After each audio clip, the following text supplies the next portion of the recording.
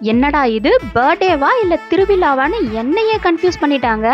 அட ஆமாங்க, நம்ம கும்பகோணத்துல பர்த்டே ஈவெண்ட்டுக்கு ஸ்பெஷலா stage decoration, entry balloon blaster, electric cold pyro, cake cutting paper blaster, bubbles, dryer smoking, DJ, MC game show, baby entry dance, ball lights, டர்க்கி ஐஸ்னு எக்கச்சக்கமா டெக்கரேஷன் பண்ணி மாஸ் பண்ணிடுவாங்க.